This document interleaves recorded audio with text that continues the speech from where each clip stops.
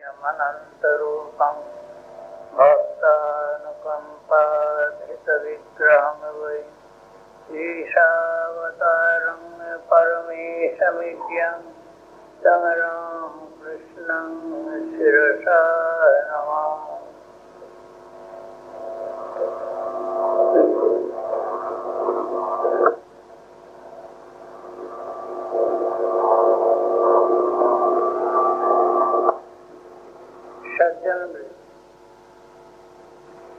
आज के आलोच्य विषय धर्म तत्व और श्री रामकृष्ण।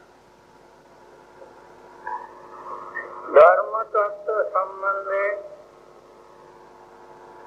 बोलबार अधिकारी दुर्लभ, শুনবার অধিকারীও দুর্লভ।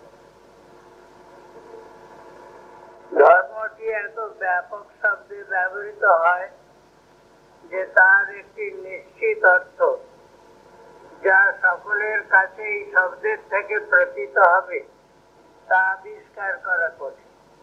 আমরা বিভিন্ন অর্থে শব্দটি বলি, তার ধাতুগত অর্থ, তার কত বিভিন্ন প্রকারের অর্থ হতে পারে তা আমরা ভাবছি না।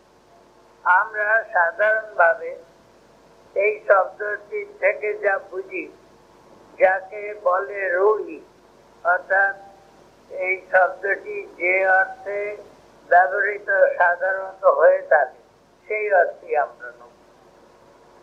সেই ধর্ম আমাদের কাছে প্রত্যেকের কাছেই অল্প বিস্তর জ্ঞাত।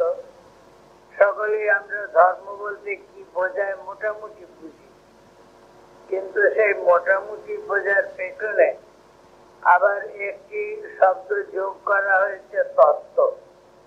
তার স্বরূপ, তত্ত্ব মানে স্বরূপ, ধর্মের স্বরূপ কি। আমরা এ সম্বন্ধে কোন একটি সিদ্ধান্তে সকলে যে উপস্থিত হতে পারবো তা না। আগেই বলেছি, ধর্ম শব্দকে আমরা বিভিন্ন অর্থে ব্যবহার করি। একটি সাধারণ অর্থ আমাদের কাছে ব্যবহারিক ক্ষেত্রে ব্যবহারযোগ্য রূপে আমরা ধরে নিতে পারি, কিন্তু তার তত্ত্ব হিসেবে আমাদের অনেক হয়তো মতের পার্থক্য থাকে। ধর্ম জিনিসটিকে আমি খুব সাধারণ অর্থে বলছি যে আমাদের যে ইন্দ্রিয়াতীত বস্তু একটি, যে বস্তুর সঙ্গে আমাদের এমন ঘনিষ্ঠ যোগ যে আমরা সেই বস্তুকে ছাড়া থাকতে পারি না, সেই বস্তুকে লক্ষ্য করে আমরা চলছি এবং আমাদের তার সম্বন্ধে ধারণা যতই বিভিন্ন হোক না কেন, পরস্পরের মধ্যে একটা যেন সমঝোতা আছে যে আমরা ধর্ম বলতে এইটিকে বুঝি। ধর্ম বলতে আমরা লৌকিক সুখ স্বাচ্ছন্দ্য এগুলিকে বুঝি না। ধর্ম বলতে আমরা বিবিধ ক্ষেত্রে আমাদের কৃতিত্ব তাকেও বুঝি না। ধর্ম বলতে অগাধ পাণ্ডিত্যকেও বুঝি না। তাহলে ধর্ম বলতে কাকে বুঝি? আমাদের ভেতরে একটা পবিত্রতা, শুদ্ধি, তত্ত্বস্বরূপের যে অস্পষ্ট ধারণা আছে, সেই বস্তুতে পৌঁছবার যে উপায় তাকে বলি ধর্ম। সেই বস্তুতে পৌঁছবার উপায় অনন্ত, এবং সেই অনন্ততার প্রকার থাকলেও সকলের ভেতরে একটা সামঞ্জস্য আছে, একটা সাদৃশ্য আছে, লক্ষ্যের কতটা একতানতা আছে। সেই দৃষ্টিতে দেখে আমরা বলি ধর্ম। এই ধর্মকেই আবার বিভিন্ন নামেতে চিহ্নিত করা হয়েছে। হিন্দু ধর্ম, খ্রিস্ট ধর্ম, মুসলিম ধর্ম, বৌদ্ধ ধর্ম, শিখ ধর্ম, পারসি ধর্ম, নানান রকম তার অসংখ্য নাম আছে। এই সবগুলি কিন্তু সেই ধর্ম শব্দের সঙ্গে সংশ্লিষ্ট, এবং তাদের যে সিদ্ধান্ত প্রকার বিচিত্রতা আছে। এত বিচিত্রতা থাকে বলেই সেই বস্তুটির স্বরূপ কি, যা আমাদের সকলকে আকর্ষণ করে বা যাকে লক্ষ্য করে আমরা সকলে চলি, তা বোঝা দরকার। তাই ধর্মের তত্ত্বকে আমরা জানতে চাই। আমরা জানি তত্ত্বকে বা না জানি, আমরা চলতে পারি তাই একটা বস্তুকে লক্ষ্য করি। তবে যদি জেনে চলি কোথায় আমি যাব, সেই সিদ্ধান্তটি আগে নিয়ে যদি জেনে চলতে আরম্ভ করি, হয়তো আমাদের যাত্রা পথের থেকে বিভ্রান্ত হয়ে এদিক ওদিকে যাবার আশঙ্কা কম থাকে। কিন্তু আমরা জানি বা না জানি একটি লক্ষ্যকে অন্বেষণ করছি আমরা। সেই লক্ষ্যটি আমাদের কি করবে? এক কথায় আমাদের যত রকমের অপূর্ণতা আমরা বোধ করি, সেই অপূর্ণতাগুলি দূর হয়ে আমাদের সর্ব আকাঙ্ক্ষা পূর্ণ হবে যে লক্ষ্যে, ধর্ম আমাদের সেই লক্ষ্যে নিয়ে যাবে। একে বলি সার্বজনীন ধর্ম, সকলের জন্য। সেই ধর্মের পথগুলি যত বিভিন্ন ব্যক্তি তত বিভিন্ন প্রকারের। একই কথা এক জায়গায় স্বামী বিবেকানন্দের রচনাবলিতে আছে, বক্তৃতার ভেতরে আছে। তাতে তিনি বলছেন যে অনেকে বিভ্রান্ত হয় যে আমরা বহু দেবতার পূজা করি। আমি এতেও সন্তুষ্ট নই। হিন্দু ধর্মেতে বলা হয়েছে 33,3300 দেবতা, উপনিষদ। আর তাকেই বাংলায় প্রচলিত শব্দে বলা হয় 33 কোটি। স্বামীজি বলছেন 33 কোটি শব্দের অর্থ এই নির্দিষ্ট সংখ্যাটি নয়, তার অর্থ অসংখ্য। অসংখ্য দেবদেবী। এই প্রত্যেক দেবদেবী হচ্ছে আমাদের আদর্শের এক একটি মূর্তি। সেই দেবদেবী 2 হাত থাক, 4 হাত থাক, 3 মাথা থাক, 5 মাথা থাক, 6 মাথা থাক, সহস্র মাথা থাক, তাতে আসে যায়। অথবা তার কিছু হাত পা মাথায় কোন শরীর না থাক, তাতেও আসে যায়। এই বিচিত্র একটি বস্তু। সেই লক্ষ্যকে আমরা অনুসরণ করছি। আমাদের ধর্মের যেসব অনুশীলনের প্রথা আছে, সেই প্রথার ভেতর ধর্মের পেছনে আছে বিভিন্ন জিনিস। একটি হচ্ছে তার দার্শনিকতা। দর্শনের দ্বারা, বিচারের দ্বারা যে তত্ত্বটিকে আমরা অনুসরণ করে চলছি তাকে প্রমাণিত করা, সেই সম্বন্ধে আমাদের সন্দেহকে দূরীভূত করা, আমাদের বিশ্বাসকে দৃঢ় করা। তার আরেকটি দিক আছে আমাদের অনুভূতি।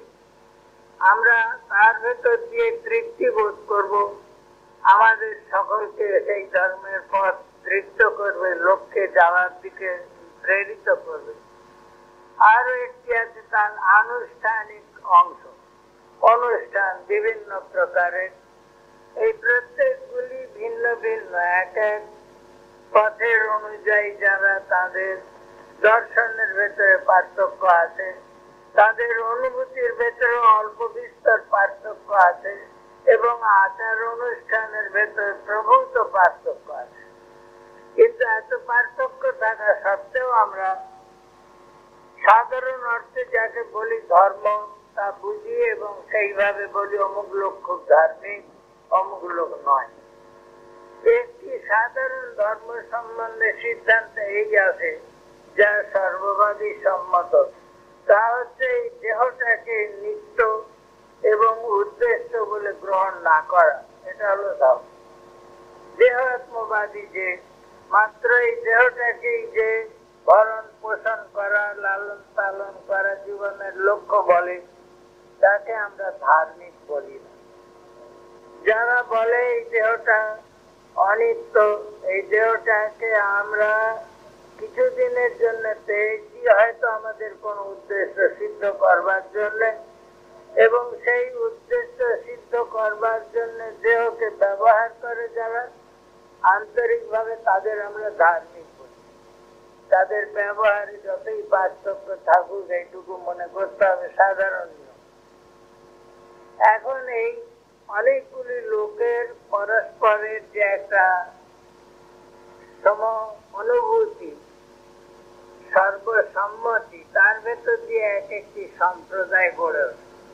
সেই সম্প্রদায়ের দার্শনিক ভিত্তি থাকে, সেই সম্প্রদায়ের অনুভূতি পরম্পরা থাকে, সেই সম্প্রদায়ের অনুষ্ঠানের দিকেও বৈচিত্র্য থাকে।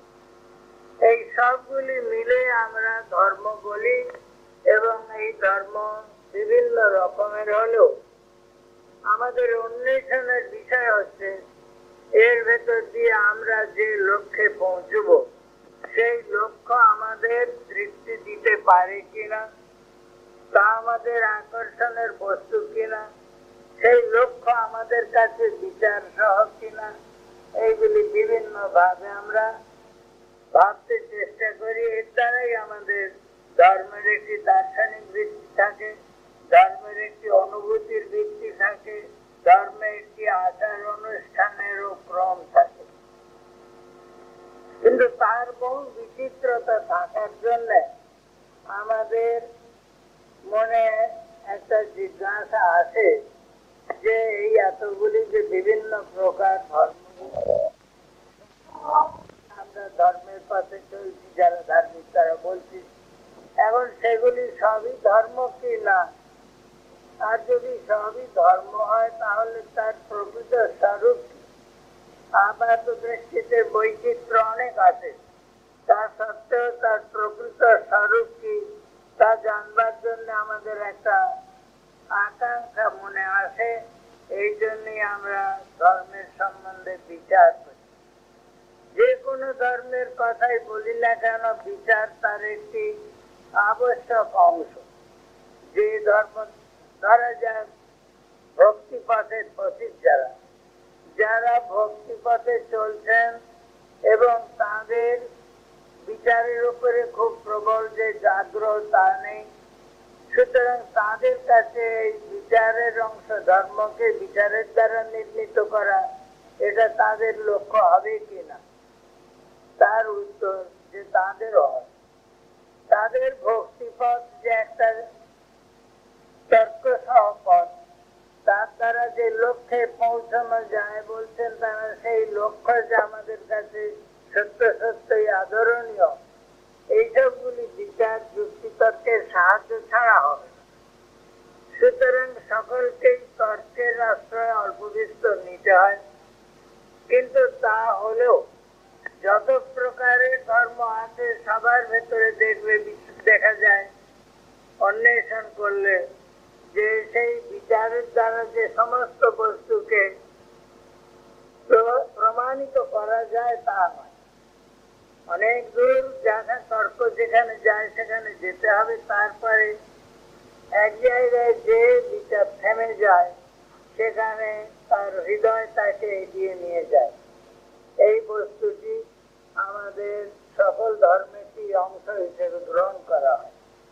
তর্ক জিনিসটির দ্বারা তত্ত্ব নির্ণীত হয় না, এবং চিরকালের জন্য সব মীমাংসা, বিতর্কের মীমাংসা তার ভেতর দিয়ে হবে না। এক জায়গায় আপনারা জানেন আচার্য শঙ্কর অত্যন্ত তীক্ষ্ণ যুক্তিবাদী। তার দার্শনিক বিচার সূক্ষ্মাতি সূক্ষ্ম, যা সাধারণ মানুষের মাথা ঘুরিয়ে দেয়। তিনি সেই মহাবিচারক, বিচারের প্রশংসক যে শঙ্করাচার্য, তিনি বলছেন তর্কের দ্বারা সত্যের প্রতিষ্ঠা হয় না। এ তো বড় ভয়ানক কথা। তর্কের দ্বারা প্রতিষ্ঠা না হলে কি করে, কিসের দ্বারা প্রতিষ্ঠা হবে? কেন হবে না? আমরা সব বড় বড় পণ্ডিতদের একসঙ্গে করে বিচার করে একটা সিদ্ধান্তে পৌঁছতে পারবো না। তিনি বলেন কল্পনা করছি সব পণ্ডিতদের নিয়ে আমরা একসঙ্গে বিচার করছি, এটা যদিও কল্পনা মাত্র, কখনো সম্ভব হবে না। ধরুন তাদের যত শাস্ত্র আছে, যত তর্ক গ্রহণ তার ভিতরে আছে, সব নিল, বিচার করে সবাইকে খণ্ডন করে একটা সিদ্ধান্তে দাঁড় করার। তিনি বলছেন কিন্তু অনাগত পণ্ডিত যারা, তাদের কথা কি হবে? তাদের যুক্তি তো আমরা এখনো শুনিনি। কত প্রাচীন যুক্তি কত পরে পরে খণ্ডিত হয়েছে, তো অজস্র। সুতরাং কি করে বিশ্বাস করব যে অনাগত পণ্ডিতদের কাছে আমাদের বিচার যে ক্ষুণ্ণ হবে না, আমরা যে তাদের কাছে পরাজিত হব না, তা কি করে বলব? এই জন্য মাত্র তর্কের দ্বারা সিদ্ধান্ত নির্ণীত হয় না, এই কথা সকলে এই কথা বলে। অচিন্তা খলু যে ভাবা স্মতাং তর্কেন যোজায়, যে বস্তু আমাদের মনের অতীত তাদের সেই সম্বন্ধে আমাদের যুক্তি করে নির্ণয় করতে যাওয়া মূলতা। যুক্তি আমাদের সেখানে নিশ্চিত সিদ্ধান্ত দিতে পারে না, কাজেই সংশয় থেকে যায়। তারপরে আমরা যে অনুভবের ভেতর দিয়ে বলবো, সেই অনুভবের সত্যতা, সেই অনুভবের সার্থকতা আবার সেই যুক্তির রাজ্যে আমাদের এনে দিচ্ছে। সুতরাং এই দিক দিয়েও একটা সিদ্ধান্তে পৌঁছানো সম্ভব। আর অনুষ্ঠান পদ্ধতি এ তো বিচিত্র, বিচিত্র এবং সর্বদা পরিবর্তনশীল, এর ভেতরে স্থায়িত্ব নেই। আর যেটা অনুষ্ঠেয় বলে মনে হচ্ছে, কিছু বছর পরে সেটা পরিত্যাজ্য হয়ে যাচ্ছে। সর্বদা সব ধর্মের ভেতরে, প্রত্যেক ধর্মের এরকম হয়েছে যে কিছুদিন পরে একজন এলেন, এসে প্রাচীন কতকগুলি নিয়মকে খণ্ডন করে আর কতকগুলি নিয়ম তার উপরে বসালেন। তারপরে এই রকম পর্ব ক্রমাগত বদলে বদলে যাচ্ছে। এই দেখে আমাদের একটি শ্লোক আছে, বলে বেদা বিভিন্ন স্মৃতয় বিভিন্ন নাসৌ মুনির যস্য মতম ভিন্নম ধর্মস্য তত্ত্বং নিহিতং গুহায়াং মহাজন যেন গতস্য পন্থা। বলছেন বেদ বিভিন্ন, ধর্মশাস্ত্র বিভিন্ন, স্মৃতি বিভিন্ন, এমন মুনি নেই যার ভিন্ন মত না, অর্থাৎ বহু নানা মুনির নানা মত আমরা বাংলায় বলি। কাজেই ধর্মের যে তত্ত্ব সেটি গুহায় নিহিত, মানে দুর্গেয় তত্ত্বটি দুর্গেয়। তাহলে আমাদের উপায় কি? তত্ত্ব যদি আমরা বুদ্ধির সাহায্যে বুঝতে না পারি, দুর্গেয় যদি হয়, তাহলে আমরা চলবো কি করে? তার উত্তরে বলছেন মহাজন ইয়েন গতস্য পন্থা। মহাজন যে পথে গেলেন সেইটি পথ। মহাজন কারা? এখানে আবার বিপ্লব। মহাজন কারা? মহাজনের সম্বন্ধে একটি সঠিক নির্দেশ করে দেওয়া খুব কঠিন। তাহলে আমরা জানি যারা সম্পূর্ণ স্বার্থ লেশ শূন্য, যারা সম্পূর্ণভাবে মায়া মোহ থেকে মুক্ত, যাদের সম্পূর্ণভাবে কোন রকমের যে ব্যক্তিগত ঝোঁক তা নেই, তারা সম্পূর্ণ নিষ্পক্ষপাত তটস্থ যারা, এবং যাদের জীবন কেবল সকলের কল্যাণের জন্য, যে তত্ত্ব আমাদের সাধারণের আয়ত্তের মধ্যে নয়, সেই তত্ত্বকে সকলকে দেবার জন্য যাদের আগমন, তাদের বলি মহাজন। যাদের অন্তর সকলের জন্য কাঁদে, সকলের যে অজ্ঞতা, সকলের দুর্দশা দূর করবার জন্য যারা তাদের জীবনকে ব্যয়িত করেন, তাদের বলি মহাজন। সেই মহাজন যে পথে যায় সেটি ধর্ম, এই কথা বলা হয়। এখন মহাজনের পথ সম্বন্ধে আগেই বলেছি, বৈচিত্র্য থাকে, থাকুক, তাতে ক্ষতি নেই। বৈচিত্র্য থাকলেও তাদের প্রদর্শিত যে পথগুলি, সেগুলি পথ সন্দেহ নেই। এবং সেই পথের মধ্যে কোনটি আমার উপযোগী তা আমাকে স্থির করে নিতে হবে। আমার হৃদয় যে পথকে অনুসরণ করতে পারে, যেখানে আমার অন্তর তৃপ্তি লাভ করে, আমার যুক্তি যেখানে সার্থক বোধ করে, আমার জীবনের গতি যাতে উন্নত হতে পারে মনে করছি, সেইটি আমার পথ বলে ধরে নেব, এবং সেই পথের প্রদর্শক মহাজন থাকে। মুশকিল হচ্ছে শাস্ত্রের বৈচিত্র্য আছে।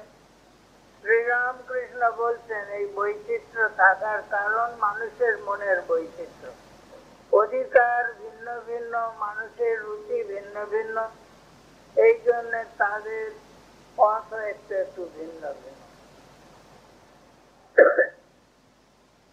মহিম্ন স্তোত্রের কথাটি সবসময় মনে পড়ে, রুচি নাং বৈচিত্র্যাদ ঋজুকুটিল নানা পশদুষাং নৃণাম একো গম্যস্তমসি পয়সাম অর্ণবে। বলছেন সেখানে রুচির বৈচিত্র্য বশত মানুষের কাছে একটি পথ, অপরের কাছে অপরটি পথ, সেই পথগুলি সোজা বা বাঁকা যাই হোক, যেমন সব নদী বিভিন্ন খাতে বয়ে যে এক সমুদ্রে পড়ে, সেই রকম বিভিন্ন পথগুলি নিয়ে যে আমাদের চরম লক্ষ্য যা আমাদের সেখানে পৌঁছে দেয়। সেই চরম লক্ষ্য সম্বন্ধে আমাদের হয়তো স্পষ্ট ধারণা থাকে না আগে থেকে। যেমন আমরা চলি, চলতে চলতে আমাদের ধারণা স্পষ্টতর হয়। আমরা যেমন কোন একটা দূরের লক্ষ্যকে ধরে আমরা পথ চলতে থাকি, আমাদের চলবার প্রারম্ভে হয়তো সেটা একটা অস্পষ্ট অত্যন্ত ছায়ার মতো দেখায়। যত তার দিকে এগোতে থাকি তত তার স্পষ্টতা আমাদের কাছে প্রতিভাত হয়, এবং তারপরে যেখানে একেবারে কাছাকাছি তার উজ্জ্বল রূপ, স্পষ্ট অসন্দিগ্ধ রূপ আমরা দেখতে পাই। এইরকম আমরা যে লক্ষ্য, ধর্মের যে লক্ষ্যকে অন্বেষণ করে আমরা চলছি, সেই চলার পথে আমাদের যেমন যেমন এগুচ্ছি আমরা, তেমনি তেমনি আমাদের লক্ষ্যেরও বিবর্তন হচ্ছে। লক্ষ্য রূপায়িত হচ্ছে ভিন্ন ভিন্ন ভাবে, রূপায়িত হচ্ছে, তার পরিবর্তন স্পষ্টতর হচ্ছে। প্রত্যেক ধর্মের এইরকম নিয়ম যে সাধক যখন প্রথম পদক্ষেপ করে তার ধারণা একরকম থাকে, যত এগুতে থাকে তার ধারণা বদলাতে থাকে, আর অন্তে শেষকালে যখন সে পৌঁছয় সে এমন এক তত্ত্বের সামনাসামনি হয়, অথবা এমন এক তত্ত্বকে সে একেবারে সর্ব অন্তঃকরণে গ্রহণ করে বা তাতে লীন হয়ে যায়, যে তত্ত্বকে বর্ণনা করবার তার ভাষা। এই হয়েছে মুশকিল, ভগবানকে বর্ণনা করবার, আমাদের লক্ষ্যকে বর্ণনা করবার জন্য যথেষ্ট ভাষা আমাদের যে মানবীয় ভাষা ব্যবহার করি, সেই মানবীয় ভাষা আমাদের অপূর্ণ, কারণ আমাদের অনুভবকে অপেক্ষা করে ভাষা ব্যবহৃত হয়। যে বস্তুর অনুভব আমাদের নেই তার জন্য তার জ্ঞাপক কোনো ভাষাও আমাদের নেই। তাই যখন আমরা ভগবান বেদে যখন বলছেন তিনি সচ্চিৎ আনন্দ স্বরূপ, ব্যাখ্যাকাররা বলতে যে বলছেন সৎ কাকে বলে জানো, আমরা জানি না। আমরা জানি এটা সৎ, ওটা সৎ, এই টেবিলটা আছে, এই মাইকটা আছে, বস্তুগুলি আছে, এরা সৎ।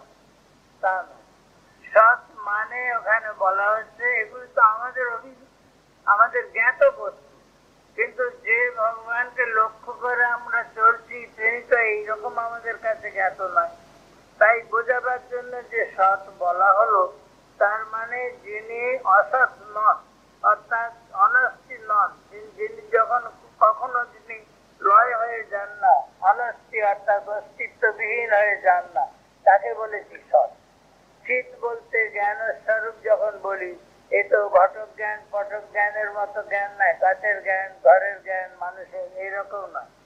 সেই জ্ঞান মানে এমন জ্ঞান যে জ্ঞানের ভেতরে তার কোনো পরিবর্তন ঘটে না, যে জ্ঞান অন্য বস্তু নিরপেক্ষ জ্ঞান, বোঝা যাবে না তার। তারপরে আনন্দ বলছে, আনন্দ জানি আমরা বিষয়ের আনন্দ, তার বেশি জানি, কিন্তু সেই রকম আনন্দ যে তিনি নন তার উত্তর বলছেন এই আনন্দ আমাদের যেমন বস্তুর সঙ্গে সম্পর্ক হয়ে আনন্দ হয় সেরকম নয়। যদি সেরকম হতো তাতে দোষ কি হতো? দোষ হতো এই ক্ষণস্থায়ী হতো। যে বস্তু একটা বস্তুর সংযোগে উৎপন্ন হয় সেই বস্তুর বিয়োগে তার নাশ হয়েছে।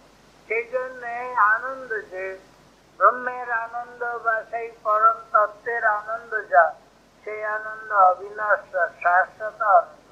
এমন কোন ধর্ম নেই যে বলবেন যেখানে যে আনন্দ শাশ্বত নয়, এই অস্তিত্ব নিত্য নয়, এই প্রকাশ নিত্য নয় বা বস্তু নিরপেক্ষ নয়। সব জায়গায় সেই তত্ত্বকে বুঝতে হলে আমাদের এমন ভাষা ব্যবহার করছি যে সেই ভাষার অনুরূপ অনুভূতি আমাদের শাস্ত্রে নেই, ভোকাবুলারিতে আমাদের যত শব্দ তত্ত্বে অভিধানে, তাহলে কি করে বুঝবো?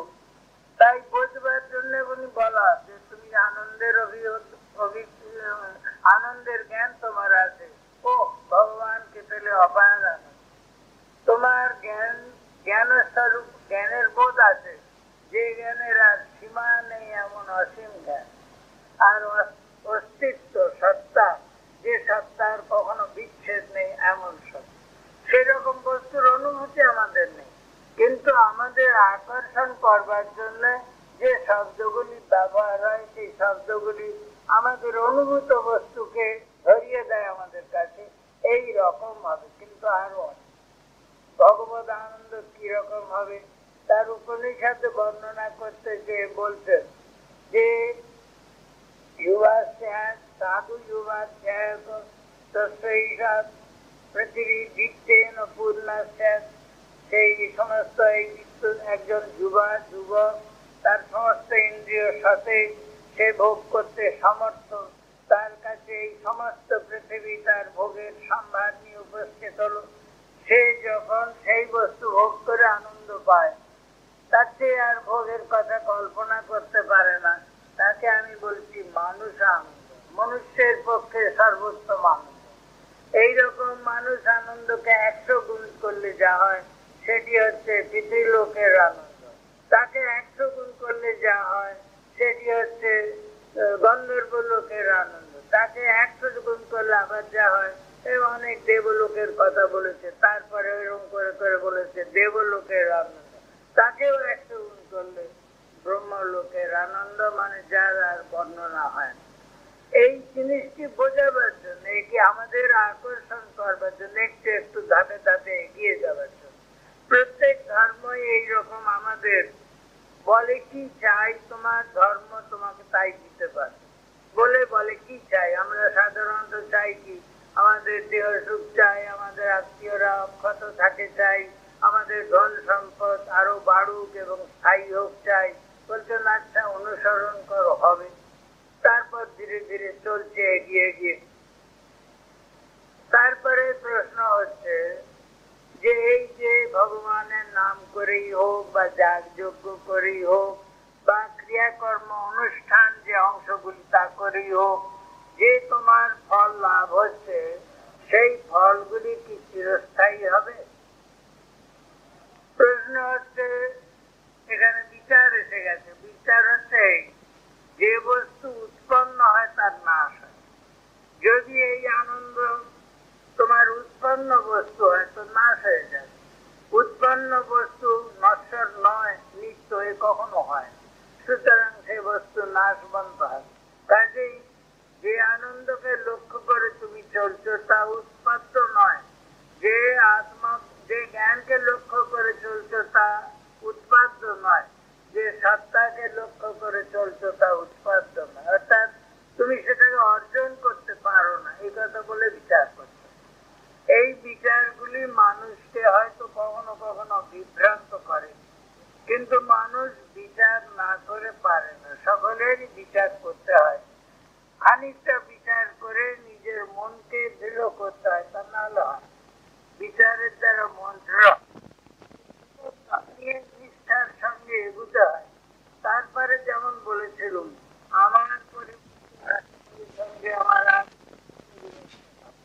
আমি যে ভগবানকে লক্ষ্য করে চলেছিলাম, দেখতে দেখতে আমার কাছে সেই ভগবান শুদ্ধতর, স্পষ্টতর, ব্যাপকতর হয়ে দাঁড়াল। এইটি হচ্ছে ধর্মের কৌশল, আমাদের নিয়ে যাবে তত্ত্ব প্রণালীগুলি, যা আমাদের শেষকালের চরম লক্ষ্যে নিয়ে যে পৌঁছে দেয়।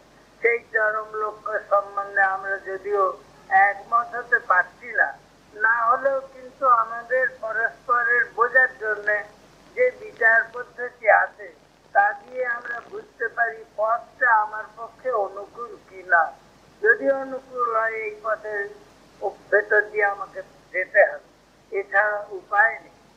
পথ ছাড়া আমরা চলতে পারি না। প্রত্যেকটি মানুষের মনের বিচিত্রতা আছে এবং তার জন্য তার একটি পথেরও বিশিষ্টতা থাকবে, তা না থাকলে সে হতে পারে না। এখন এই বিশিষ্টতা এত প্রকারের যে আমাদের বিভ্রান্ত হতে হয়। তাই আমাদের এখানে প্রশ্ন যে ধর্মস্য তত্ত্ব নিহিতং গুহায়া, ধর্মের তত্ত্ব গুহায় নিহিত অর্থাৎ দুর্গেয়। তাকে তাহলে জানবো, চলবো কি করে? বলছেন মহাজন যেন বাতাস্য পন্থা, মহাজন যে পথে গেছেন সেই পথে চলতে হবে, সেইটি পথ। এখন মহাজন যে পথে গেছেন সেই পথে চলতে যেও যে আমাদের পদস্খলন হয় না, আমরা সন্দেহের বলি হই না এমন না, হয়। তাহলেও কিন্তু চলতে চলতে আমাদের ধারণা পরিষ্কার হয়। এই জন্য আমাদের চলতে হবে যখন যে আদর্শ আমাদের কাছে স্পষ্টতর, শুদ্ধতর, সেই আদর্শকে অনুসরণ করে আমি চলবো। অবশ্য সেই আদর্শ আমার নাগালের বাইরে হলে চলবে না, আমার নাগালের ভেতরে, অর্থাৎ আমি যেন সেই আদর্শ ধরে চলতে সমর্থ হই, তবেই আমি যেতে পারবো। এই সামর্থ্য বিচার করে ধর্মের পথে চলার জন্য বিভিন্ন বিভাগ করা হয়েছে। কেউ বিচারের ভেতর দিয়ে যায়, তর্ক প্রধান মন যাদের, যাদের বেদনাশীল মন তারা অনুভবের ভেতর দিয়ে যায়। আবার কেউ কর্মঠ, যারা কর্মপ্রবণ চিত্ত তারা কর্মের ভেতর দিয়ে যায়। প্রত্যেকটি পথ, প্রত্যেকটির ভেতর দিয়েই মানুষ যেতে পারে এবং সুষ্ঠু জীবন সেইটি যেখানে কর্ম, জ্ঞান, ভক্তির সমন্বয় হয়, সমভাবে এইগুলি থাকে। তা না হলে আমাদের পথে চলা নির্বিঘ্ন হয়। এখন এই দেখতে দেখতে আমাদের বুঝতে হবে যে আমরা যে আদর্শটিকে নিচ্ছি, এই আদর্শটিকে ক্রমশ আমাদের ভেতরে পরিস্ফুট হতে দেখছি। সেই দেখতে দেখতে আমরা ধর্মকে ক্রমশ বুঝছি। আমরা সব বুঝে ফেলেছি, এইরকম ভ্রান্ত ধারণা কখনো যেন আমরা পোষণ না করি। আদর্শ ধরে চলছি, চলতে চলতে আমার দৃষ্টি পরিষ্কার হচ্ছে। এখন এই যখন আমাদের সকলের ধারা, তখন আমাদের নিজের যে পথ চলার সেই পথের উপর শ্রদ্ধা থাকা দরকার, তা নাহলে চলতে পারবো না। আর অপরের চলার পথ সম্বন্ধে আমাদের বলার অধিকার থাকবে না যতক্ষণ না সেই পথ আমার কোন অন্তরায় সৃষ্টি করছে। আমরা এই জন্য এই বিভিন্ন পথের যাত্রী হয়েও তারা একসঙ্গে সহাবস্থান করে আমরা আমাদের নিজের নিজের লক্ষ্যে এগিয়ে যেতে পারি। এই কথাটি আজকের দিনে আমাদের বিশেষ করে মনে বুঝে নেওয়া দরকার। আমরা কেবল আমাদের পথটিকেই ধরে চলবো, আর সব পথ এসে হয় আমার পথের সঙ্গে মিশুক, আর না হয়তো তাদের কোনো গতি নেই, এরকম ধারণা আজকাল আর চলবে না। আমরা যত বিভিন্ন ধর্মের সঙ্গে, বিভিন্ন রীতিনীতির সঙ্গে, বিভিন্ন দেশের মানুষের সঙ্গে, তাদের বিভিন্ন ঐতিহ্যের সঙ্গে পরিচিত হচ্ছি, তত আমাদের বুদ্ধির প্রসার হচ্ছে। আমরা দেখছি যে বৈচিত্র্য আছে, সেই বৈচিত্র্যকে নিয়েই আমরা চলতে পারি। আজকাল আমরা যেমন রাজনীতিতে বলি ডেমোক্রেসি, সকলের বিভিন্ন মন, তাদের চিন্তাধারা বিভিন্ন, কিন্তু তাদের একসঙ্গে মিলে একটা লক্ষ্য ধরে চলবার সামর্থ্য আছে, ধরে নিতে হয়। তা নাহলে মানুষ সমাজ থেকে না, সমাজ থেকে না। যদি প্রত্যেকে আমরা আমাদের লক্ষ্যটিকেই, আমাদের পথটিকেই একমাত্র বলি, তাহলে এখানে বিভ্রান্তি এবং পরস্পর সংহারের অবতারণা ছাড়া আর কোনো উপায় নেই। এইভাবে কখনো চলবে না। কাজে আমাদের এইটি মেনে নিতে হবে যে বিচিত্রতা আছে, সেই বিচিত্রতাকে স্বীকার করেও আমরা আমাদের পথে আস্থাবান হয়েও আমরা অপরের প্রতি সহানুভূতি সম্পন্ন হতে পারি, তাদের প্রতি শ্রদ্ধাশীল হতে পারি, তাদের আমরা সহযোগিতা করতে পারি। এই কথাটুকু ভাবতে হবে। এইখানেই হলো ধর্মের যে তত্ত্ব, তা আমাদের একীভূত করছি। তত্ত্ব বলতে তার সার নিষ্কর্ষ যে বলছি, তাতে বিভেদ সৃষ্টি করে না, তাকে একসঙ্গে সকলকে নিয়ে আসে। ইংরেজিতে রিলিজন কথাটি, যা এখন বহু বিবদমান, ধর্ম আমাদের শুনলেই ভয় হয়। এই জন্য আমরা বলি ধর্ম কোন রাষ্ট্রের থাকা উচিত নয়, সকলে সেকুলার হবে, অর্থাৎ ধর্ম নিরপেক্ষতা ভালো। কিন্তু তা বলে উদাসীনতাও ভালো নয়, দেশভাবও ভালো নয়। উদাসীনতা থাকবে না, দেশভাব থাকবে না, কিন্তু আমার এই পথ হবে যে যাকে ইংরেজিতে বলে লিভ অ্যান্ড লেট লিভ। তুমি বাঁচো, অপরকে বাঁচতে দাও। তুমি তোমার আদর্শকে লক্ষ্য করে চলো, অপরকে তাদের লক্ষ্যেতে অগ্রসর হতে সাহায্য করো, অন্তত অন্তরায় হয়ে না। সামাজিক ভাবে গোষ্ঠী মানুষ হিসেবে যখন চলবে, তখন এইভাবে পরস্পরের প্রতি সহানুভূতি ছাড়া, সহযোগিতা ছাড়া তাদের চলার কোনো উপায় নেই।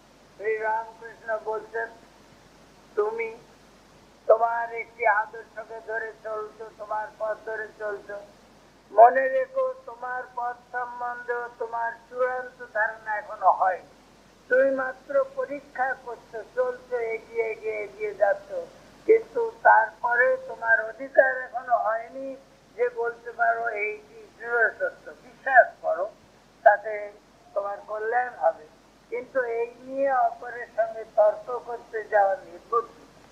কারণ অপরের মতকে আমি বিচার করেছি, তাদের সিদ্ধান্তকে আমি অনুসরণ করে দেখেছি যে তাদেরটা ভ্রান্ত। উল্টে আরো বলা যায়, আমার যে পথটি সেটিও এখনো চরম পর্যায়ে যে পৌঁছেনি, কাজী অপরের সম্বন্ধে কথা বলবে আমার অধিকার কোথায়?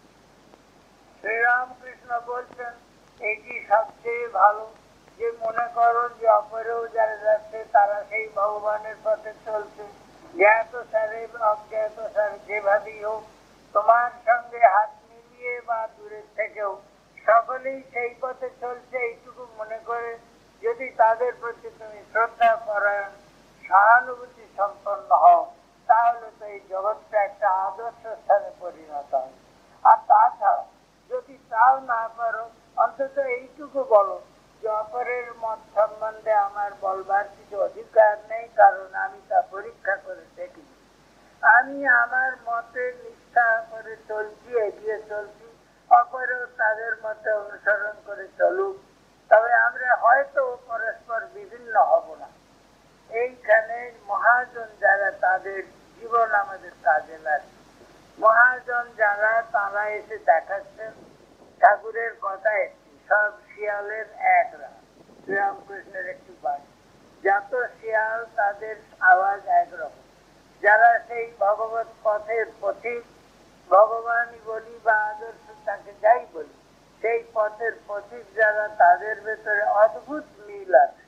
তাদের সিদ্ধান্তের ভেতরে অপূর্ব একটা মিলন ক্ষেত্র আছে। আমরা সেগুলিকে ভুলে যে যদি তারা কোন ভাষায় কথা বলেন, তাদের কথাগুলি কোন গ্রন্থে লিপিবদ্ধ হয়েছে, তাদের কথাগুলির ভেতরে যে উপমা আছে সেটা কোন দেশের প্রযোজ্য, তারা যে আচার নিয়ম কানুন করেছেন সেগুলি কোন দেশে প্রচলিত হয়, কারা সেগুলি অনুসরণ করে, এগুলি ধর্ম সম্বন্ধে গৌণ বস্তু।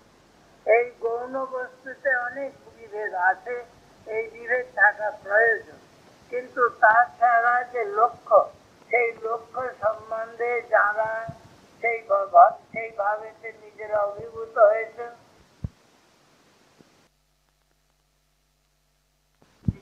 পথগুলি বিভিন্ন, কিন্তু সেই পথগুলি নিয়ে যায় ভিন্ন ভিন্ন জায়গায়। তা সকল পথেরই অন্তে আদর্শ একটা।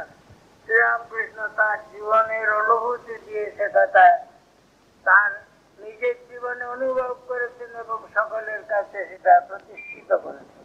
এইটি আমাদের দেখবার জিনিস। আর যেমন শ্রীরামকৃষ্ণ শুধু নয়, সকলের এই কথা।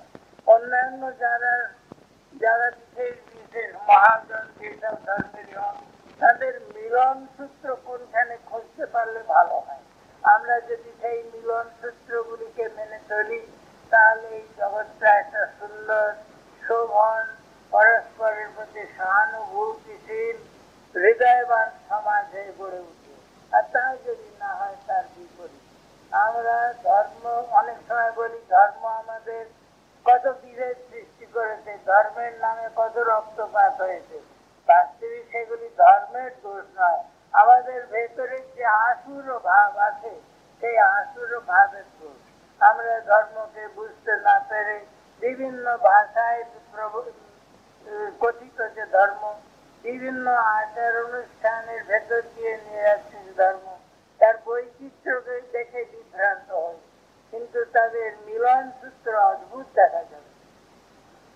যেমন আমরা একটি কথা বলি যে আমাদের ঈশ্বরের লক্ষণ কি? অশেষ কল্যাণ গুণ সম্পন্ন, নিখিল হেয় গুণ বর্জিত, তাই ঈশ্বরের ধারণা। এমন কোন ধর্ম নেই যে ধর্মে ঈশ্বরে বিশ্বাস করে আর এই গুণগুলি ঈশ্বরে আছে কথা বলে না। সবাই ঈশ্বর বিশ্বাসী মাত্রই এই কথাই বলে, তার ভেতরে কেবল কল্যাণ গুণ এবং অকল্যাণ সেখানে কিছু।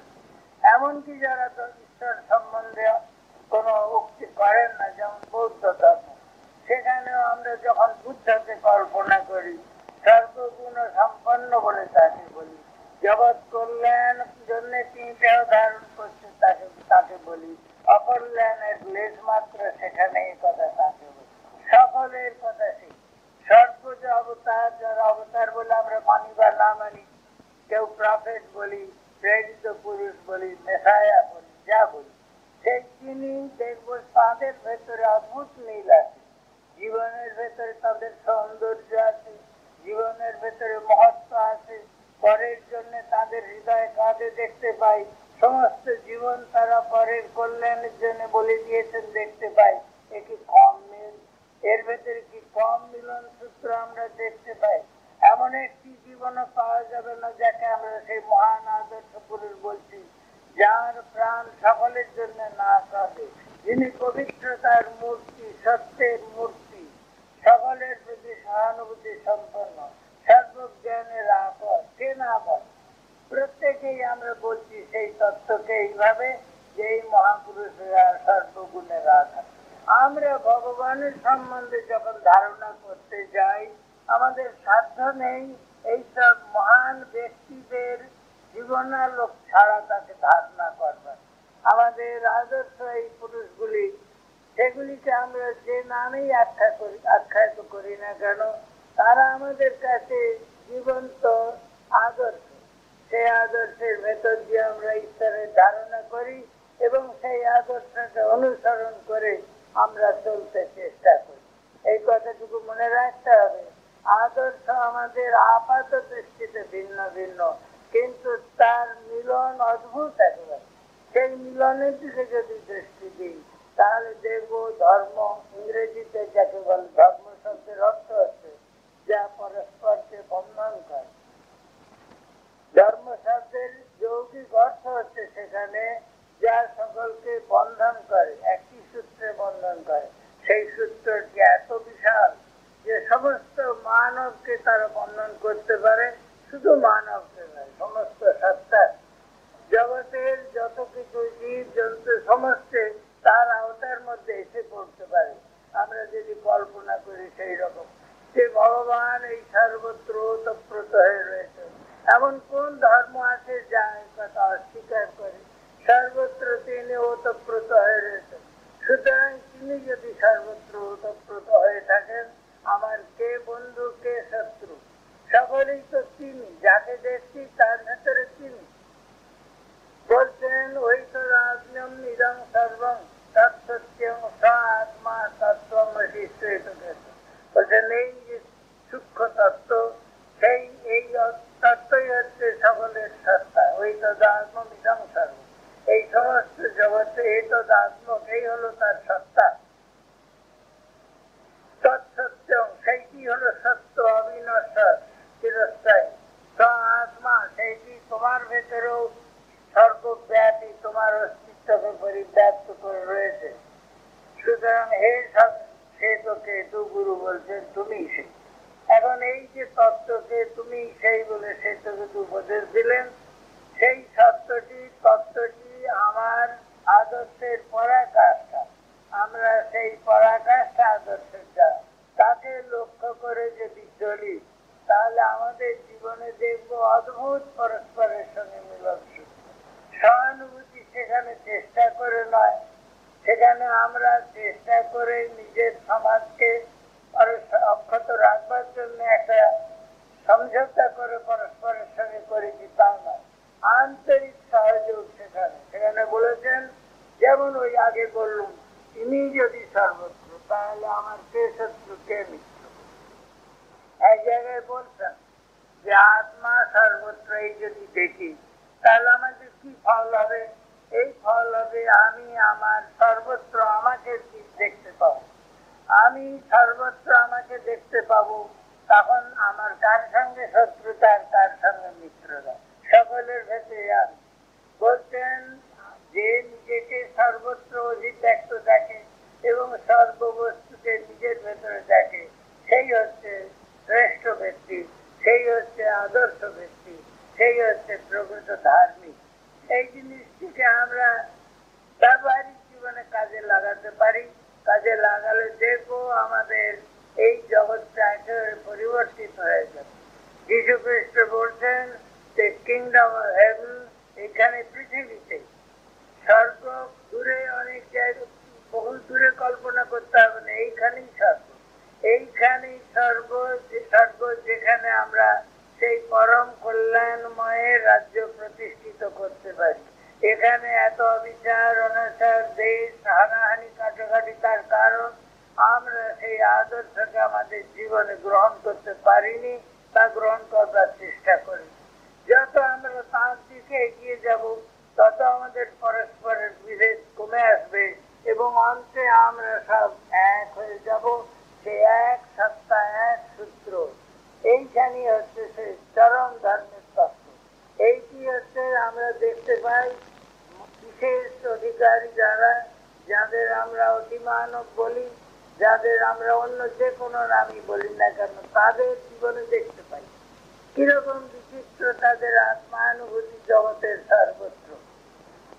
বলছেন সেখানে ওই তদাত্মমিদং সর্বং, এই সমস্তই হচ্ছে এই হচ্ছে তার সত্তা, এই সমস্ত জগতে, এমনকি জড় জগৎ পর্যন্ত আমার সত্তায়, অন্তরের যে আমার ভেতরে অস্তিত্ব, তাতে সত্তা বা সমস্ত জগতের ভেতরে আমি প্রসারিত।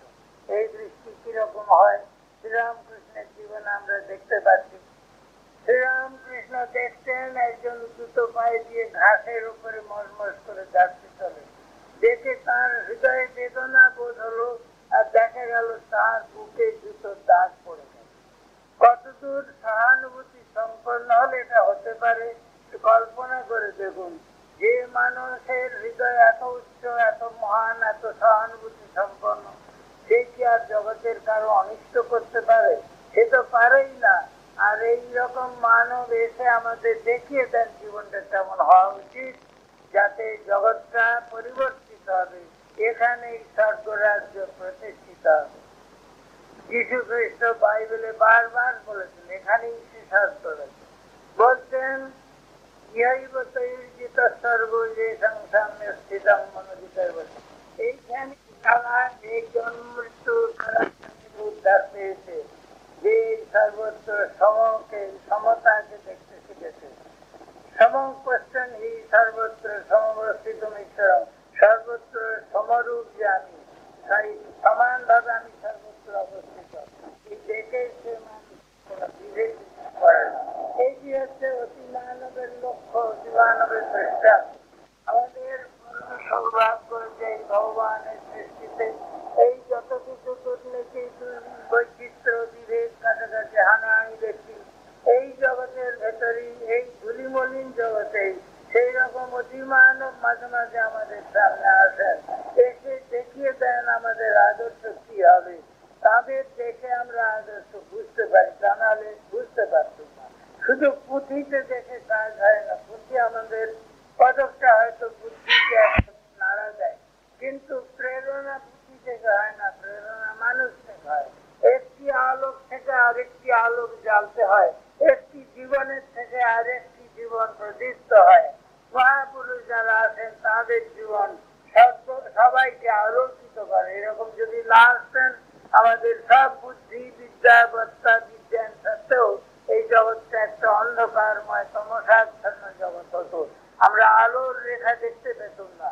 এই মহাপুরুষেরা এসে আমাদের সম্বোধন করে বলেন, তোমরা ভয় পেও না, তোমরা এই জগতের ধুলিমলিন বলে নিজেদের মনে করছো তা নয়, এই মরণ জগতের মরণশীল তোমরা বলে কখনো ভেবো না, তোমরা অমৃতস্য পুত্রা, অমৃতের সন্তান, তোমরা অমৃতের অধিকারী, বার্থরাইট, তোমাদের জন্মগত অধিকার সেই অমৃতত্ব। কেবল তোমরা ভুলে গেছো, নিজেদের অসহায় মনে করছো, নিজেদের দুর্বল মনে করছো, নিজেদের মলিন মনে করছো, তাই এইরকম দুর্দশা।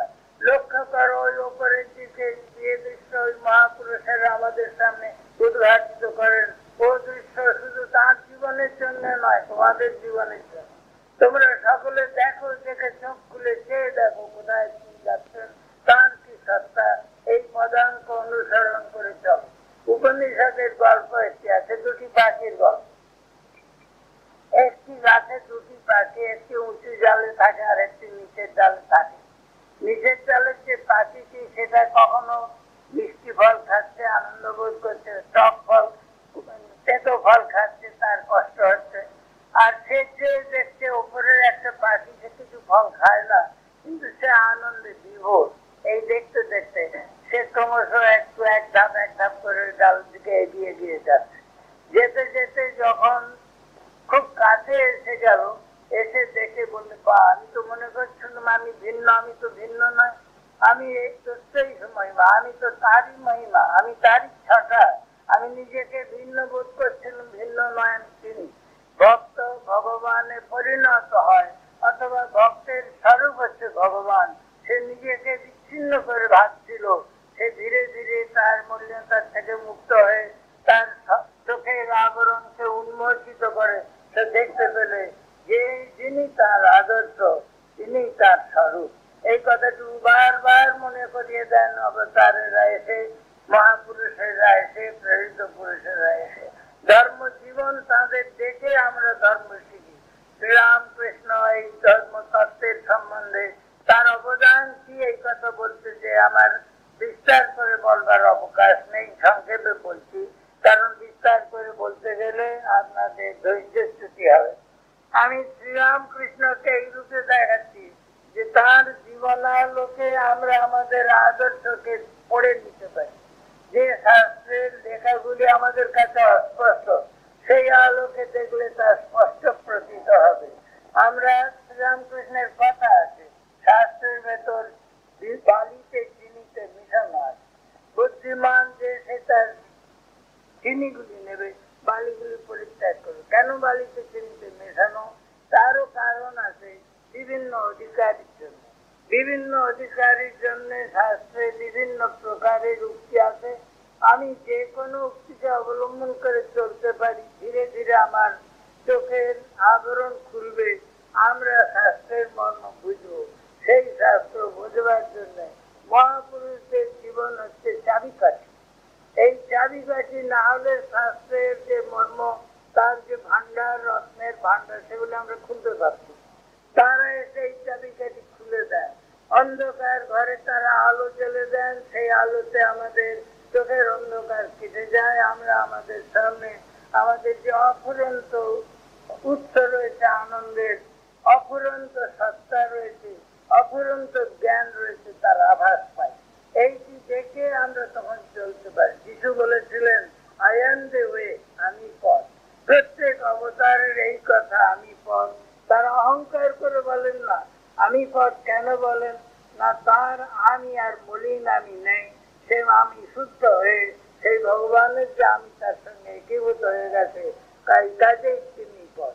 তিনি দেখান এক এক ধাপ করে করে এগিয়ে যে আমাদের যেখানে আমরা আছি সেখান থেকে পদক্ষেপে ধীরে ধীরে এগিয়ে যে চরম লক্ষ্যে পৌঁছবো।